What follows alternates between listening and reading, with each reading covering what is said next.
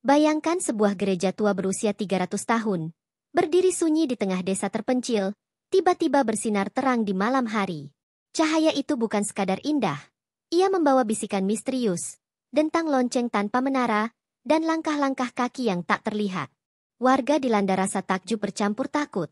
Sementara peneliti mencoba mengungkap rahasia yang telah terkubur selama berabad-abad. Namun, di balik kilau itu tersembunyi pintu menuju sesuatu yang tak seharusnya dibuka. Dalam 3 malam yang menegangkan, iman, keberanian, dan persatuan akan menjadi satu-satunya benteng melawan kegelapan yang mengintai. Pertanyaannya, apakah cahaya itu penyelamat, atau justru awal dari akhir segalanya? Sebuah desa terpencil di lereng bukit tengah menjadi sorotan setelah cerita tentang sebuah gereja tua berusia lebih dari 3 abad kembali mencuat. Gereja tersebut, yang berdiri megah di puncak bukit berbatu, kini hanya menjadi bangunan bisu yang ditelan waktu. Jalan setapak menuju gereja dipenuhi lumut, dan batu-batu penopang tangga telah rapuh dimakan usia. Penduduk setempat mengatakan, bangunan ini dulunya menjadi pusat kehidupan rohani desa, tempat perayaan hari besar, dan saksi sumpah pernikahan puluhan generasi. Namun kini, pintu kayunya terkunci rapat, dan tidak ada seorang pun yang berani memasukinya setelah matahari terbenam. Sejarah mencatat, gereja ini dibangun oleh para misionaris pada masa penjajahan, menggunakan batu kapur yang diangkut dari lembah sebelah timur. Konon, pengerjaannya memakan waktu lebih dari 20 tahun, dengan ukiran salib di setiap sudut sebagai simbol pengabdian. Namun cerita yang diwariskan secara lisan jauh lebih kelam. Puluhan tahun silam, sebuah tragedi besar menimpa jemaat yang sedang beribadah. Tidak ada catatan resmi, hanya bisikan-bisikan yang mengatakan bahwa semua jemaat malam itu tidak pernah kembali pulang. Sejak saat itu, desa mulai menjauh dari gereja, seolah ingin melupakan keberadaannya. Kini, bangunan itu seperti hidup hanya di siang hari, menjadi pemandangan yang diam-diam diawasi warga dari kejauhan. Saat malam tiba, bukit menjadi gelap gulita dan angin malam menderu di sela-sela menara gereja. Banyak penduduk mengaku pernah mendengar suara dentang lonceng di tengah malam, meski tali lonceng sudah putus bertahun-tahun lalu. Beberapa warga bahkan percaya bahwa suara itu adalah panggilan arwah jemaat yang dulu terjebak di dalamnya. Tak heran, jalan menuju bukit selalu sepi ketika malam menjelang. Ketakutan ini begitu melekat sehingga generasi muda desa pun tak pernah sekalipun mendekat. Mereka hanya tahu cerita dari kakek nenek mereka, yang selalu mengakhiri kisah dengan peringatan keras untuk tidak mengusik tidur gereja. Rasa was-was ini bahkan membuat desa seperti terjebak dalam lingkaran waktu, menolak kemajuan dan memilih mempertahankan jarak dari misteri tersebut. Namun, suasana itu perlahan berubah ketika seorang pendatang datang dengan tujuan yang berbeda. Pendatang itu adalah seorang peneliti sejarah yang mengaku telah mempelajari arsip tua mengenai gereja tersebut di kota besar. Ia datang dengan membawa buku catatan tebal, kamera, dan rasa ingin tahu yang sulit dibendung. Tujuannya jelas, membongkar fakta di balik legenda yang selama ini menutup rapat sejarah desa. Namun langkahnya disambut dingin oleh warga. Di pasar, mereka berbisik-bisik di belakang punggungnya, dan beberapa pedagang menolak melayani pembelian hanya karena mendengar tujuannya. Tokoh tua desa, yang dianggap penjaga sejarah, akhirnya memanggilnya untuk berbicara. Dalam percakapan yang berlangsung di teras rumah panggung, sang tetua memperingatkan bahwa gereja itu bukan sekadar bangunan tua. Ada hal-hal yang lebih baik dibiarkan, katanya sambil menatap ke arah bukit yang diselimuti kabut. Peneliti itu hanya mengangguk. Namun di matanya tersirat tekad yang semakin menguat. Kata-kata larangan justru menjadi bahan bakar rasa penasarannya. Hari itu, peneliti berjalan mendekati gereja untuk pertama kalinya. Dari jarak dekat, bangunan itu terlihat masih kokoh meski catnya terkelupas dan kaca patri di jendela pecah sebagian. Salib besi di puncak menara miring sedikit, seolah menahan beban waktu yang berat. Angin di sekitar bukit terasa lebih dingin daripada di desa, dan setiap langkah di jalan setapak terasa seperti membawa beban yang tak kasat mata. Di depan pintu kayu gereja, ia menemukan sebuah prasasti berbahasa Latin yang separuh hurufnya sudah terkikis. Tulisan di prasasti itu hanya terbaca sebagian, namun cukup membuat bulu kuduk merinding.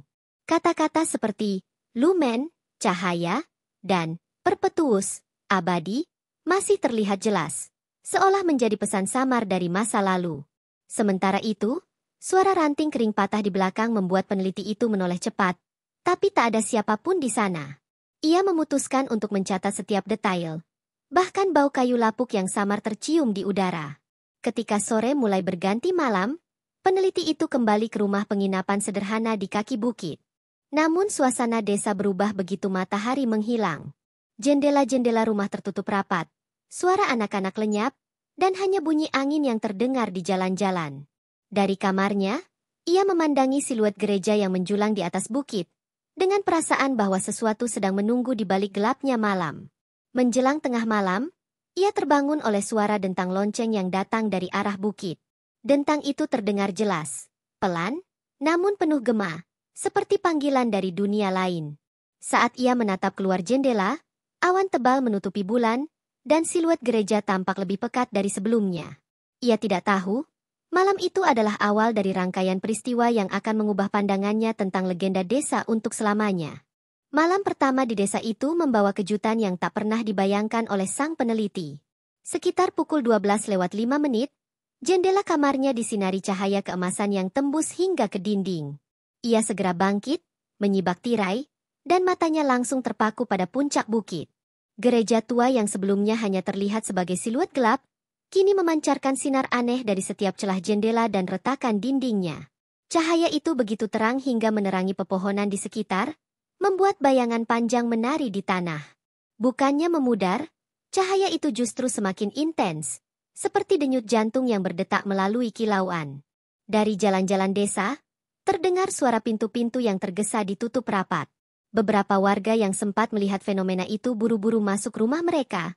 Sebagian bahkan menyalakan lilin sambil membaca doa. Peneliti itu, dengan kamera di tangan, mencoba merekam dari jendela, namun layar kamera tiba-tiba menjadi hitam. Ia memeriksa baterainya yang penuh, tapi perangkat itu seolah mati mendadak. Kejadian ini membuat bulu kuduknya berdiri, tapi rasa penasarannya tidak surut. Sementara itu, suasana desa terasa tidak biasa. Anjing-anjing yang biasanya menggonggong kini melolong panjang, dan ayam-ayam berkokok tak wajar seolah fajar telah tiba. Angin yang bertiup membawa aroma samar dupa terbakar, padahal tidak ada perayaan atau ibadah yang dilakukan malam itu. Suara langkah-langkah kecil terdengar di atap rumahnya. Namun ketika ia mencoba mengintip keluar, hanya keheningan yang menyambut. Lalu, dari arah bukit, terdengar nyanyian koor yang lembut namun jelas, seperti berasal dari puluhan suara sekaligus. Nyanyian itu membawa nuansa sedih bercampur damai, membuat peneliti tertegun. Ia mencoba menandai kata-kata yang terdengar, namun bahasa yang digunakan terdengar asing, kemungkinan bahasa Latin kuno. Nyanyian itu berpadu dengan dentang lonceng yang berdentang pelan, seolah memanggil jemaat yang tak terlihat. Meski hati kecilnya menjerit untuk pergi, kaki peneliti itu tetap terpaku di posisinya, terhipnotis oleh paduan suara yang mistis tersebut. Beberapa warga yang tinggal di dekat penginapan mulai berdatangan ke rumah tetua desa, terlihat dari bayangan orang yang bergerak cepat di antara lorong-lorong. Namun, tidak ada yang berani menuju bukit.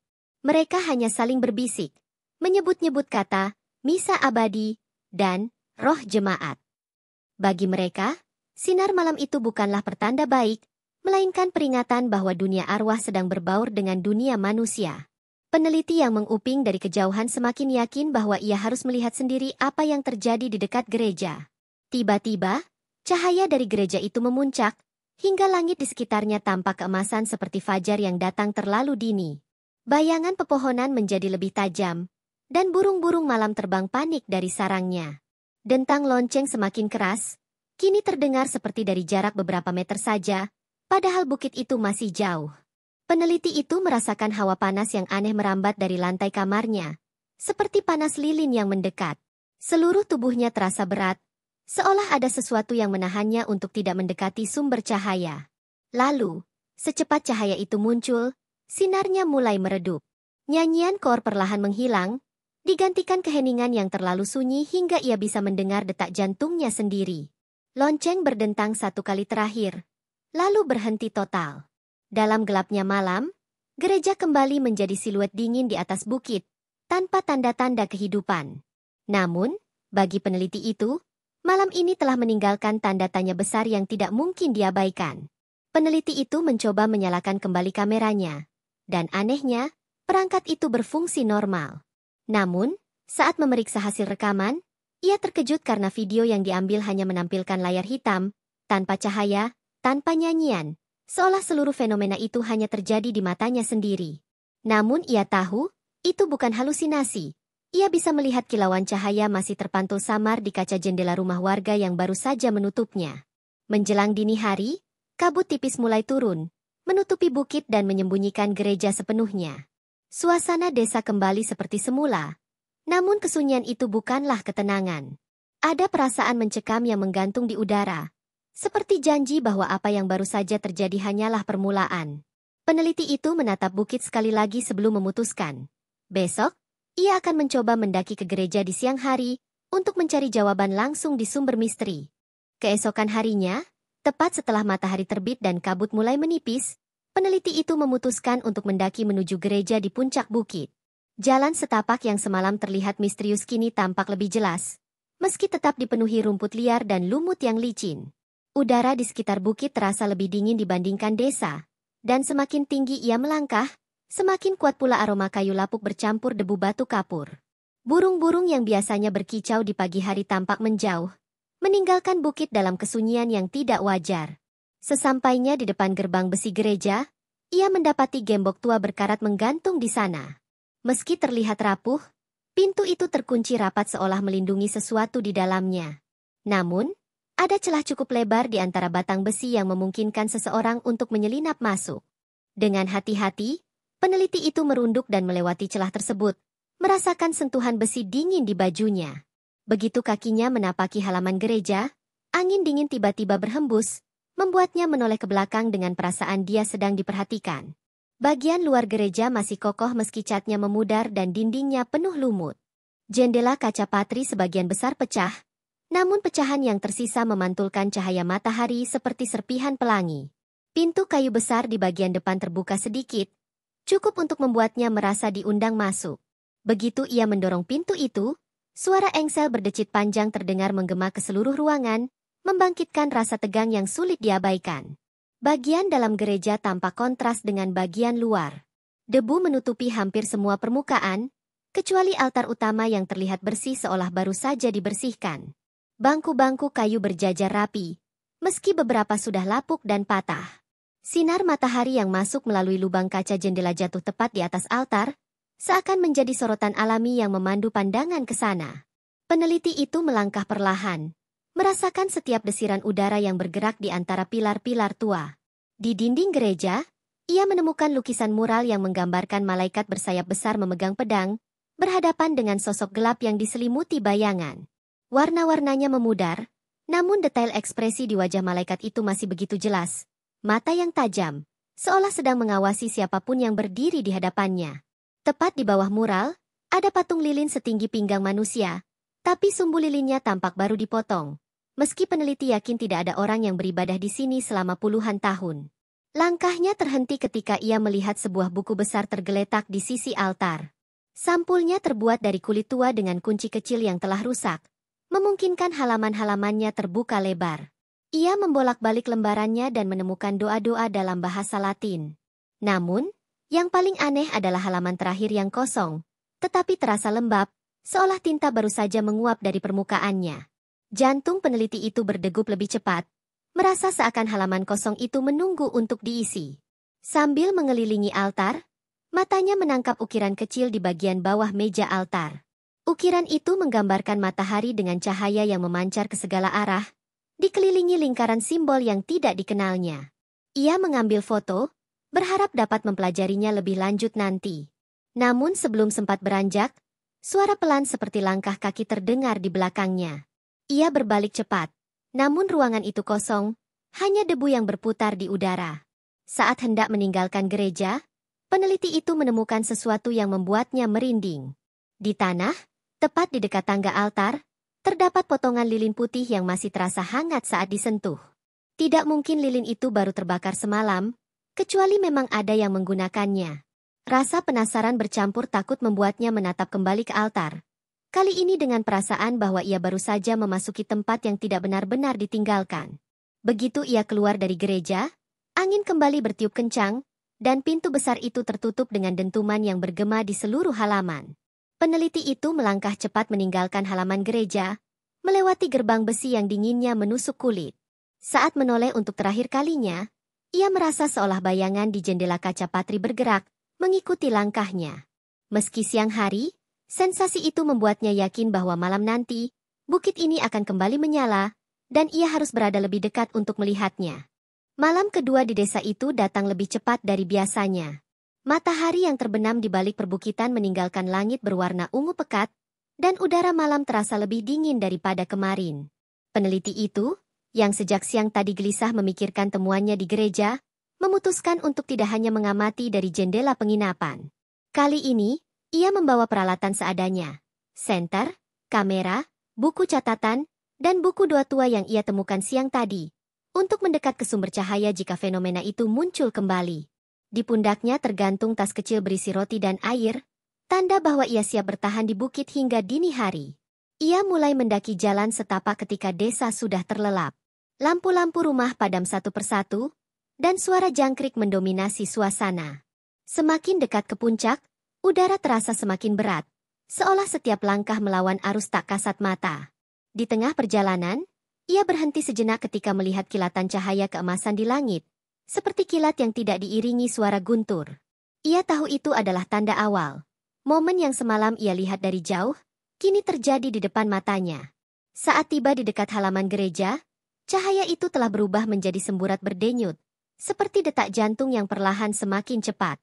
Sumbernya jelas berasal dari dalam gereja, memancar keluar lewat retakan dinding dan jendela pecah. Peneliti itu berjongkok di balik semak, mengamati tanpa suara. Aroma dupa tiba-tiba menyelimuti udara, padahal tidak ada api atau asap yang terlihat dari luar. Ia merasakan bulu kuduknya berdiri, terutama ketika mendengar suara nyanyian koor kembali menggema dari dalam. Dentang lonceng terdengar, kali ini lebih nyaring dan teratur, satu dentang setiap hitungan napasnya. Namun, yang membuatnya tercekat adalah pemandangan yang mulai terlihat melalui pintu gereja yang terbuka sedikit. Bayangan-bayangan seperti manusia bergerak masuk satu persatu. Langkah mereka tidak menghasilkan suara, dan tubuh mereka tampak tembus pandang, seperti kabut yang membentuk wujud manusia berbusana abad lampau. Mereka duduk di bangku-bangku gereja, menundukkan kepala seolah bersiap untuk ibadah. Keinginan untuk merekam kembali muncul, namun kamera yang ia angkat mendadak mati seperti malam sebelumnya. Bahkan senter di tangannya meredup, seakan energi di sekitarnya tersedot oleh sesuatu yang tak terlihat. Peneliti itu memutuskan untuk mendekat lebih jauh, berdiri hanya beberapa meter dari pintu. Dari celah, ia bisa melihat sosok berjubah putih berdiri di altar, memimpin misa dengan gerakan tangan anggun. Wajahnya tertutup tudung, namun suaranya jelas dan dalam, berbicara dalam bahasa Latin yang sama dengan tulisan di buku doa tua. Semakin lama ia mengamati, semakin ia merasa bahwa sosok pendeta itu menyadari keberadaannya. Nyanyian koor berhenti mendadak, digantikan oleh keheningan yang mencekam.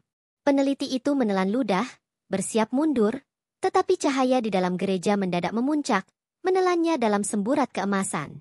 Ia menutup mata, namun tetap merasakan panas menyilaukan itu menembus kelopak matanya. Aroma dupa semakin kuat, hingga membuatnya sedikit pusing. Saat ia berusaha membuka mata lagi, sosok berjubah putih itu kini berdiri tepat di pintu, menatapnya. Mata yang terlihat dari balik tudungnya memancarkan cahaya lembut, bukan tatapan mengancam, namun cukup untuk membuatnya terpaku. Tanpa berkata apa-apa, sosok itu mengangkat tangan, dan pintu gereja terbuka lebar, memperlihatkan bangku penuh jemaat roh yang menatap lurus ke arahnya. Satu bangku kosong di barisan depan seakan menunggu kedatangannya. Rasa takut bercampur penasaran memuncak. Peneliti itu melangkah satu kali ke depan, namun tubuhnya mendadak terasa ringan, seperti melayang. Ia merasa seolah ditarik masuk, namun tiba-tiba pandangannya menjadi gelap. Ia tidak ingat lagi apa yang terjadi setelahnya. Hanya ingat bahwa nyanyian koor kembali terdengar di telinganya. Kali ini lebih lembut, seperti lagu pengantar tidur. Ketika ia sadar kembali, ia sudah berada di luar gereja, terbaring di rerumputan basah. Cahaya keemasan telah menghilang, dan bukit kembali gelap. Udara malam terasa berbeda, lebih tenang, tapi juga lebih berat. Dalam genggaman tangannya, ia menemukan lilin putih yang setengah terbakar, meski ia tidak ingat pernah mengambilnya. Ia tahu, malam itu ia telah melangkah terlalu dekat pada misteri, dan di malam berikutnya, mungkin ia tidak hanya akan menjadi penonton. Pagi setelah malam kedua itu, peneliti terbangun dengan kepala berdenyut dan tubuh terasa lemas. Ia mendapati dirinya bukan lagi di lereng bukit, melainkan di dalam rumah kayu sederhana yang aroma kayu bakarnya masih hangat. Di sudut ruangan, seorang perempuan tua duduk di kursi goyang, menatapnya dengan mata tajam yang seolah tahu segalanya. Wajahnya keriput, namun ada ketenangan yang memancar darinya. Tanpa memperkenalkan diri, perempuan itu berkata pelan, "Kau sudah melihatnya, bukan?" Misa yang tidak pernah selesai itu. Peneliti hanya bisa mengangguk, merasa kata-katanya lumpuh. Perempuan itu lalu menceritakan bahwa ia adalah keturunan langsung dari pendeta terakhir yang memimpin gereja di bukit. Menurutnya, 3 abad lalu, gereja itu menjadi tempat perlindungan bagi puluhan jemaat yang melarikan diri dari perang dan pembantaian. Mereka berlindung di sana pada malam musim dingin, berharap keesokan harinya tentara penyerang akan pergi. Namun, kenyataan jauh lebih kelam.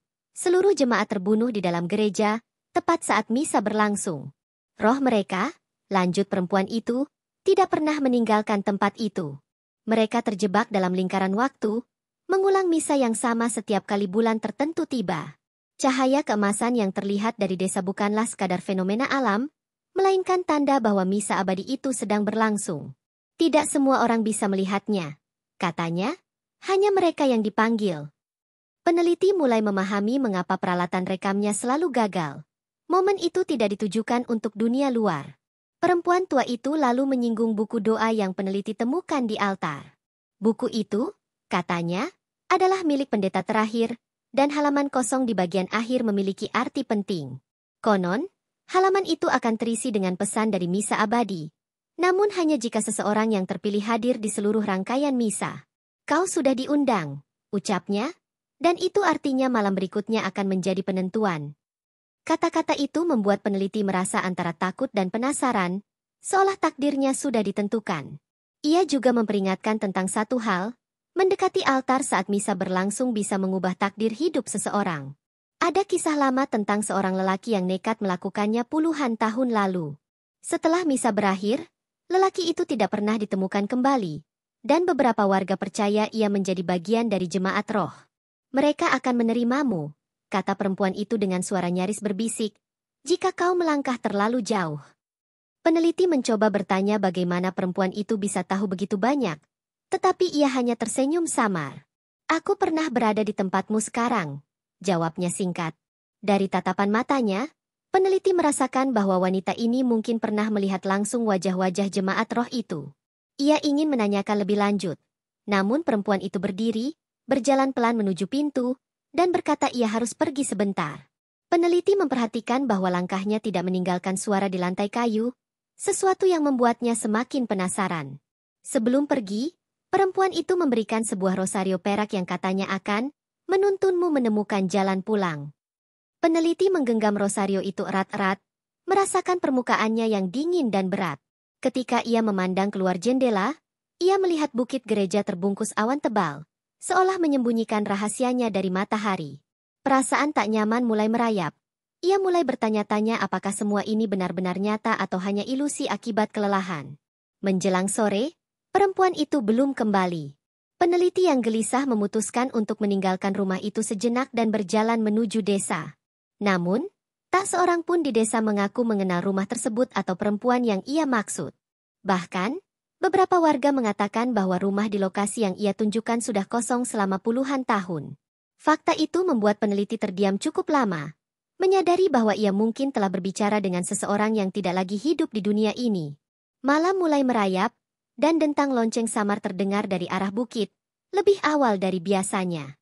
Peneliti tahu, seperti yang dikatakan perempuan itu, malam ini adalah awal dari penentuan. Di tangannya, rosario perak terasa semakin dingin, dan buku doa tua itu kini memancarkan aroma dupa samar. Ia melangkah menuju bukit dengan perasaan campur aduk, menyadari bahwa ia bukan lagi sekadar pengamat, tetapi bagian dari kisah yang telah berlangsung selama 300 tahun. Malam itu, langit di atas desa tampak lebih gelap dari biasanya, seolah semua bintang bersembunyi di balik awan pekat. Peneliti melangkah menuju bukit dengan rosario perak di satu tangan dan buku doa tua di tangan lainnya. Setiap langkah di jalan setapak seperti menggaung di telinganya, meski tanah di bawahnya lembut oleh rumput. Dentang lonceng sudah mulai terdengar, tidak lagi samar, melainkan jelas dan beraturan, Setiap dentang terasa seperti tanda bahwa waktu yang dijanjikan sudah tiba. Udara yang ia hirup terasa berat, membawa aroma dupa bercampur tanah basah, seperti napas dari masa lalu. Saat ia tiba di halaman gereja, cahaya keemasan telah memancar kuat, menerangi batu-batu lumut dan pepohonan di sekitarnya. Pintu besar gereja terbuka lebar, mengundang siapapun yang berani melangkah masuk. Jemaat roh mulai tampak jelas, berjalan perlahan menuju bangku-bangku mereka. Peneliti memperhatikan bahwa langkah mereka nyaris melayang, kaki mereka tidak benar-benar menyentuh tanah.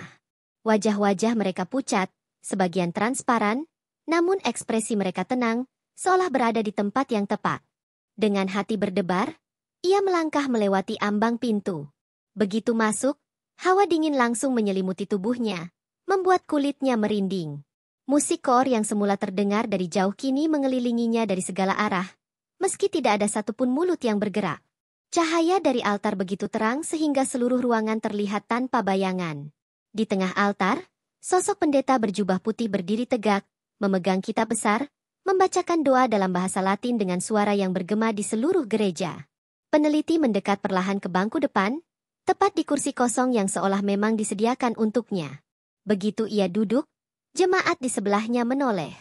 Mata mereka memancarkan cahaya lembut, dan meski bibir mereka tidak bergerak, ia bisa mendengar suara mereka di kepalanya, mengucapkan kata-kata doa yang sama dengan yang diucapkan pendeta. Ia merasakan tubuhnya menjadi ringan, pikirannya mulai hanyut mengikuti alunan doa itu, seakan setiap kata memiliki kekuatan untuk menghapus batas antara dunia hidup dan mati. Di tengah misa, pendeta itu menutup kitabnya dan memandang lurus ke arah peneliti. Tatapan itu menembus, membuatnya merasa seluruh isi hatinya terbuka tanpa bisa disembunyikan. Pendeta itu mengangkat tangan, dan tiba-tiba buku doa tua di genggaman peneliti bergetar. Halaman terakhir yang kosong mulai bersinar, huruf-huruf bercahaya muncul perlahan, membentuk kalimat yang belum bisa ia pahami sepenuhnya. Ia merasakan dadanya sesak, seolah pesan itu bukan hanya untuk dibaca, tetapi untuk dijalani. Musik koor kembali mengalun, kali ini lebih keras dan menggetarkan, seperti ribuan suara bergabung menjadi satu. Jemaat bangkit berdiri serentak, menundukkan kepala, lalu mengangkat tangan mereka ke arah altar. Cahaya di altar semakin membesar, menelan bentuk fisik pendeta hingga hanya menyisakan siluet bercahaya. Dalam sekejap, cahaya itu menjalar ke seluruh ruangan, menyentuh setiap bangku, setiap dinding, dan akhirnya membungkus peneliti. Ia merasa dirinya terangkat dari kursi, melayang tanpa bobot, lalu berdiri di altar di hadapan pendeta. Suara pendeta terdengar langsung di kepalanya, "Kau adalah saksi terakhir. Tugasmu adalah membawa pesan ini ke dunia yang telah melupakan kami." Peneliti ingin bertanya, namun suaranya hilang, seperti terserap ke dalam cahaya. Huruf-huruf bercahaya di halaman terakhir buku doa semakin jelas, dan ia merasa memahaminya tanpa benar-benar membaca.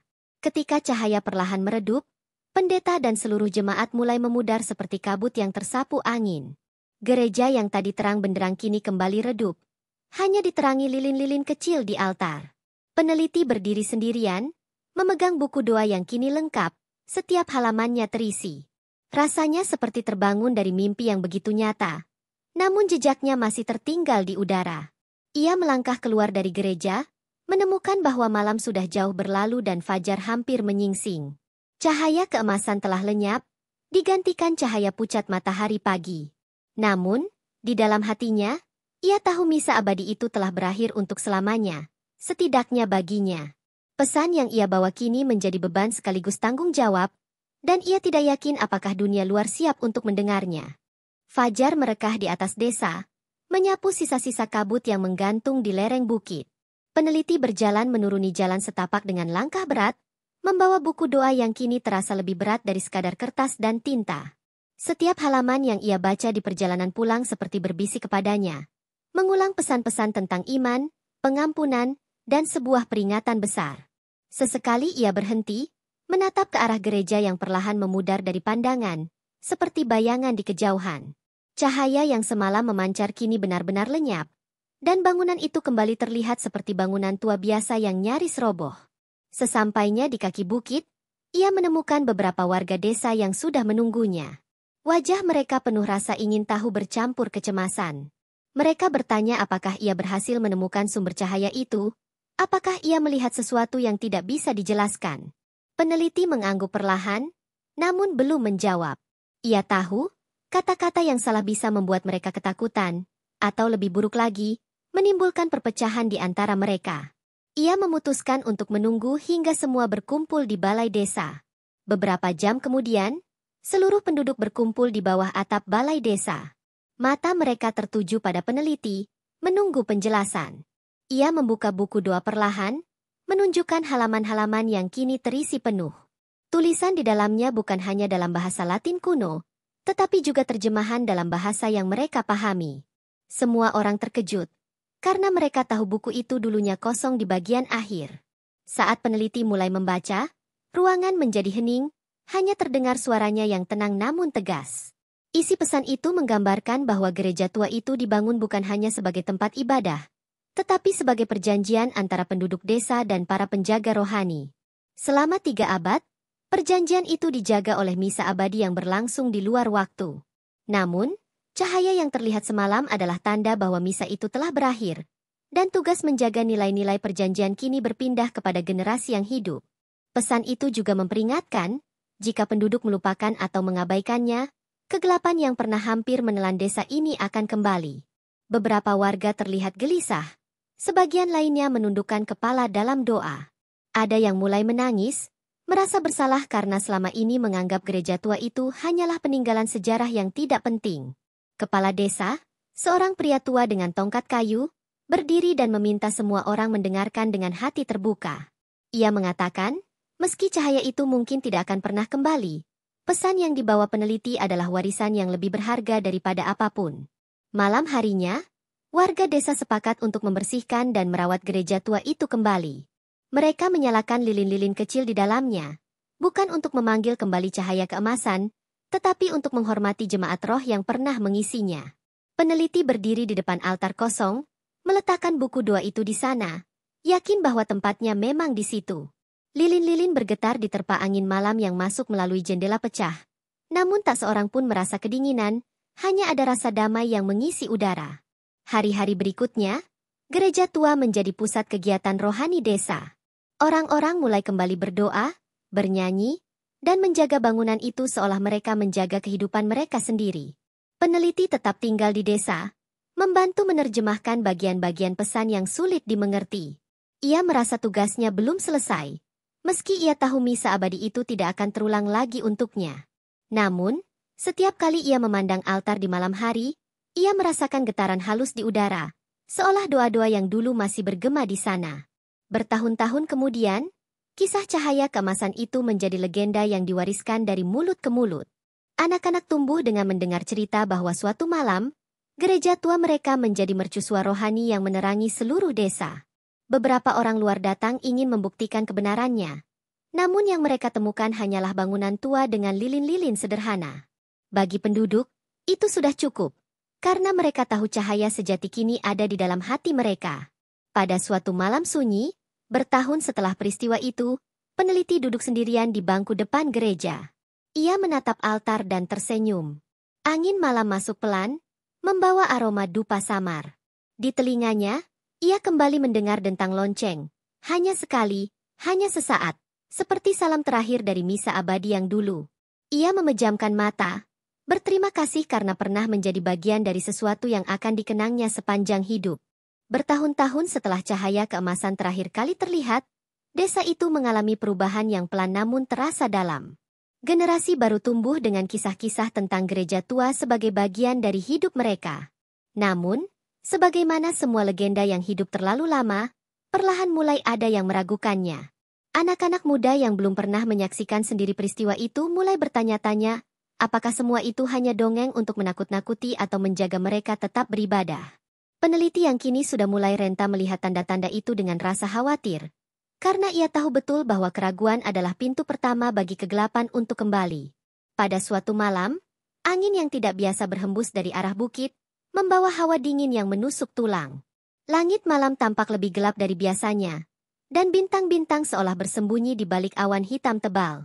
Beberapa warga yang masih percaya pada legenda gereja tua, mulai merasa gelisah. Mereka mendatangi peneliti, meminta ia membaca kembali pesan dalam buku doa yang masih tersimpan di altar. Namun, ketika mereka membukanya, sesuatu yang mengejutkan terjadi. Sebagian halaman yang dulu jelas terbaca kini memudar, huruf-hurufnya seperti dilenyapkan oleh tangan tak terlihat. Kepala desa, yang kini sudah digantikan oleh anaknya, memutuskan untuk mengumpulkan seluruh penduduk. Ia meminta peneliti menceritakan kembali semua yang ia ingat dari pesan tersebut. Malam itu, di bawah cahaya obor, peneliti mengulang kata demi kata dengan suara yang pelan namun tegas. Tetapi ia juga mengaku bahwa ada bagian penting yang ia lupa. Bagian yang berbicara tentang tanda kedua yang akan datang jika penduduk tidak memelihara janji mereka. Warga saling berpandangan, merasa campuran antara takut dan penasaran. Beberapa orang muda di desa, yang memang sudah lama meragukan legenda itu, memutuskan untuk pergi ke gereja pada tengah malam. Mereka ingin membuktikan bahwa tidak ada yang perlu ditakuti. Dengan hanya membawa lampu minyak, mereka masuk ke bangunan itu.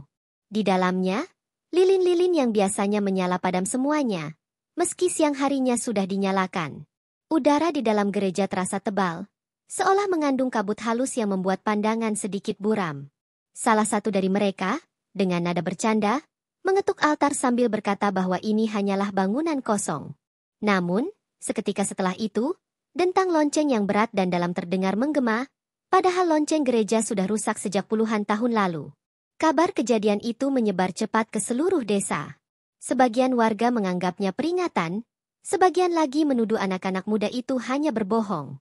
Peneliti, meski merasa lelah, memutuskan untuk memeriksa sendiri. Saat ia masuk ke gereja, udara di dalam memang terasa berbeda, dan lilin-lilin yang padam tidak bisa dinyalakan kembali, seolah sumbu mereka sudah terendam air. Ia berlutut di depan altar, memejamkan mata, dan mencoba merasakan kehadiran seperti yang pernah ia alami dulu. Namun kali ini, yang ia rasakan adalah kehampaan, seperti tempat itu sedang menunggu sesuatu yang belum datang. Hari-hari berikutnya dipenuhi ketegangan. Hujan deras turun lebih sering, membuat jalan menuju desa licin dan berbahaya. Petani mengeluh hasil panen mereka menurun drastis, sementara hewan ternak tiba-tiba menjadi gelisah di malam hari. Beberapa warga tua mulai mengaitkan semua ini dengan tanda-tanda yang dulu disebutkan dalam pesan misa abadi. Namun, tanpa seluruh teks asli di buku doa, mereka tidak tahu langkah apa yang harus diambil. Peneliti mencoba mengingat kembali setiap detailnya. Tapi seperti kabut, ingatan itu justru semakin kabur. Pada malam ketujuh setelah dentang lonceng misterius itu, cahaya kembali muncul di gereja tua. Namun kali ini bukan cahaya keemasan hangat, melainkan cahaya pucat kebiruan yang membuat seluruh bangunan tampak seperti dibalut es. Warga yang melihat dari kejauhan merasa bulu kuduk mereka berdiri, dan tidak satupun yang berani mendekat. Dari kejauhan, terlihat bayangan seperti sosok tinggi berjubah yang berdiri di ambang pintu gereja. Sosok itu tidak bergerak, hanya menatap ke arah desa, sebelum akhirnya menghilang ketika awan menutupi bulan. Keesokan harinya, peneliti memutuskan untuk pergi sendiri ke gereja. Meski dilarang warga, ia tahu bahwa diam saja hanya akan memperburuk keadaan. Saat ia mendorong pintu gereja, udara dingin menyambutnya seperti napas dari dunia lain. Di altar, buku doa kini terbuka sendiri pada halaman yang semula kosong. Tulisan baru muncul di sana, kali ini tidak dalam bahasa Latin, tetapi dalam bahasa yang ia mengerti. Hanya 3 kata, janji telah dilupakan. Membaca itu, peneliti merasa lututnya lemas. Ia sadar bahwa yang mereka alami sekarang bukan lagi sekadar legenda atau peringatan, tetapi awal dari sesuatu yang jauh lebih besar dan berbahaya. Ia menutup buku itu dengan tangan gemetar, menyadari bahwa untuk mengembalikan keadaan, mereka harus menemukan cara untuk memperbarui janji yang terputus. Namun, ia juga tahu bahwa waktu mereka mungkin tidak banyak lagi.